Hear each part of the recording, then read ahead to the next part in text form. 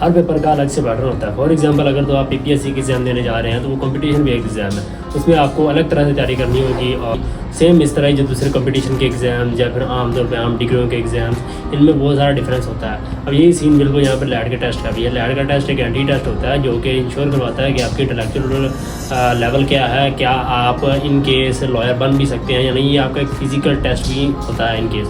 तो यहाँ पर बहुत सारी चीज़ों का आपको ख्याल रखना होता है। इसमें ज़्यादातर जो आपके करंट अफेयर्स वगैरह, जनरल नॉलेज वगैरह, इन चीज़ों के अलावा ये चीज़ें मैटर करती हैं कि आप चीज़ों को समझ के कंसेप्ट के साथ प्रिपेयर करना जानते भी हैं या नहीं। अब यहाँ पर वो सीन नहीं करता जो मैट्रिक इंटर में आपने किया होता है, जो रटा हुआ सिस्टम जो करके आपने अच्छे मार्क्स गेन कर तो लिए, लेकिन जब आप प्रैक्टिकल लाइफ आती है, जब आपने लैब टेस्ट के अंदर अपीयर होना होता है, तो वहाँ पे आपको कुछ भी समझ नहीं आ रहा होता। वहाँ पे एग्जैक्ट ऑप्शन क्या है, जो कंसेप्ट बेस होता है, वो आपको बिल्कुल भी उसके ऊपर आप पूरा नहीं उतरते। तो ये एक बहुत बड़ा चैलेंज होता है जो उन स्टूडेंट्स के लिए जो बहुत ज़्यादा अच्छी प्रोग्रेस दिखाते हैं। उनके जो 1100 नंबर होते हैं, 1000 नंबर होते हैं इंटर में, एफएससी में, और बहुत अच्छा यानी कि वो प्रोग्रेस दिखा रहे होते हैं, लेकिन इनके उसके वो 49 नंबर पे, 48 मार्क्स पे, तो उनका जो है पेपर ये रह जाता है, उसको क्लियर नहीं कर पाते। तो उसके लिए ये है कि आपने कंसेप्ट बेस होकर चलना है। डिफरेंट पेपर्स का पैटर्न को देखिए कि जो एग्जामिनर है वो चीज़ों को रिपीट नहीं कर रहा होता, वही चीज़ें बार बार एक फॉर्मेट के अंदर चल रही होती हैं। मिसाल के तौर पर वो डैम के बारे में पूछ रहा है तो इनके तो दूसरे डैम के बारे में पूछ सकता है, तीसरे के बारे में पूछ सकता है। आपको एग्जैक्ट उसी चीज़ को ही प्रिपेयर नहीं करना, उसके अलावा चीज़ें उसकी इर्द गिर्द जैसे कंसेप्ट के राउंड अबाउट। फॉर एग्जाम्पल अगर कोई ट्रीटी के बारे में बार बार पूछ रहा है तो वो ये नहीं होगा कि वो बस सिंथेसिस मादे के बारे में पूछेगा। हो सकता है वो जो अभी जो करंट अफेयर जिस टाइम जो ट्रीटी हुई है पाक और सऊदीया की,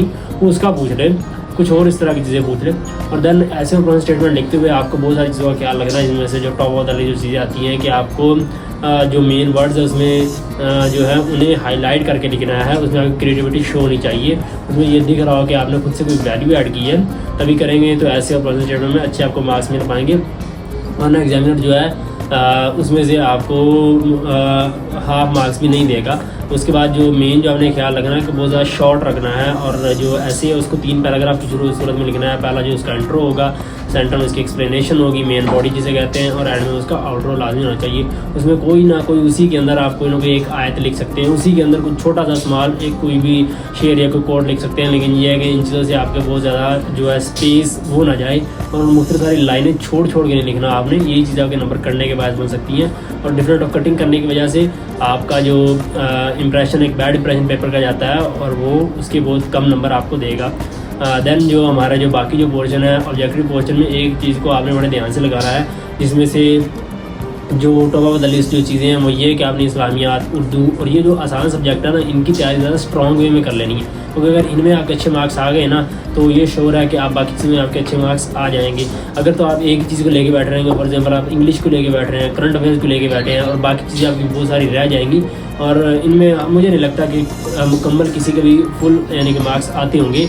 अगर तो 20 हैं तो उसमें से 12-13 स्कोर ही गेन होता है। तो ये थी वो सारी चीज़ें जो आज की इस वीडियो में आपसे डिस्कस करना बहुत ज़रूरी थी। होप सो उनकी वीडियो आपको अच्छी लगी होगी, और मेरे चैनल को सब्सक्राइब लाजमी कर दीजिए। मिलते हैं एक नेक्स्ट इस तरह की अच्छी वीडियो में।